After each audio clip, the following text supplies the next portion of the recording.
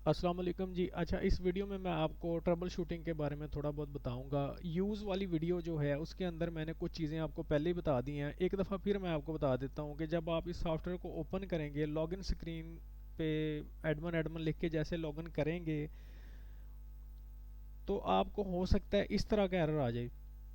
अगर इस तरह का एरर आप फेस करते हैं तो फिर आपने अपनी डीवीडी को ओपन करना है और उसके अंदर ये दो फाइलें पड़ी हैं, इनमें से एक फ़ाइल आपने इंस्टॉल करनी है, 64 बिट या फिर ये 32। ये कैसे पता चलेगा कौन सी करनी है? उसके लिए आप वर्ड ओपन कर लें, एक्सेल ओपन कर लें, कुछ भी एप्लीकेशन ऑफिस की ओपन कर लें, फाइल पे जाएं, हेल्प पे जाएं, तो आपको यहाँ पे पता चल जाएगा कि आपके पास 32 बिट ऑफिस है या 64 बिट। अगर 64 बिट होगा यहाँ 64 बिट लिखा हुआ आएगा।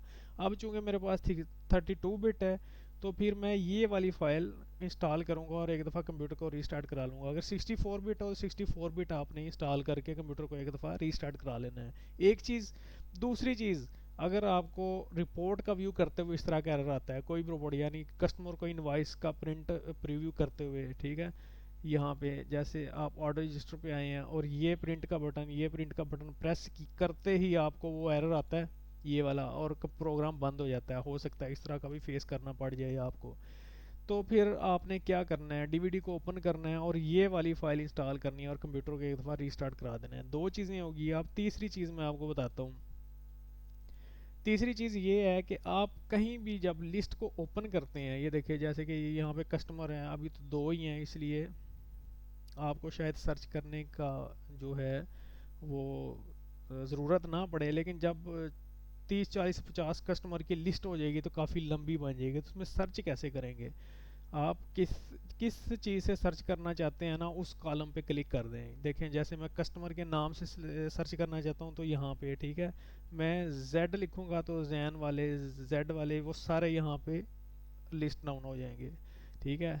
बैक स्पेस करूँगा तो फिर सारे आ जाएंगे मेरे पास। मैं कहता हूँ मुझे कोड नंबर याद था उसका, तो मैं 002 करूँगा तो 2 वाला आ जाएगा। मोबाइल नंबर से भी आप सर्च कर सकते हैं। ठीक है। ये जितने भी कॉलम है, ये हर कॉलम पे क्लिक करके बस आप लिखना शुरू कर देंगे। ये ना सोचेंगे लिखा कहाँ जा रहा है। लिखा जाएगा, आप जिस कॉलम में आप सर्च करना चाहते हैं उस कॉलम से आप सर्च कर सकते हैं। जहाँ भी ये लिस्ट ओपन होती है F2 से ओपन होती है और एस्केप प्रेस करने से ये लिस्ट चली जाती है।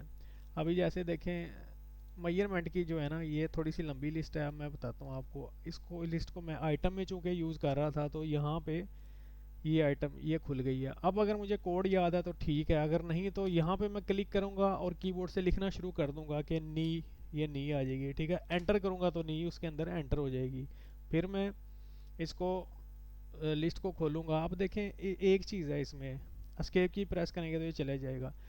नी मैंने एंटर कर दिया तो इसी आइटम में जब मैं दोबारा से लिस्ट खोलूँगा तो नी नहीं आ पाएगी। ठीक है, वो चूँकि ऐड हो चुकी है। अब ये देखें वेस्ट जो है, ये मैं ऐड करने लगा हूँ, ये ऐड हो गई है। अब लिस्ट खोलूँगा वेस्ट नहीं आएगी, क्योंकि वो एक एक आइटम में एक ही दफ़ा एक लेंथ आती है, दो तीन दफ़ा ऐसा हो नहीं सकता।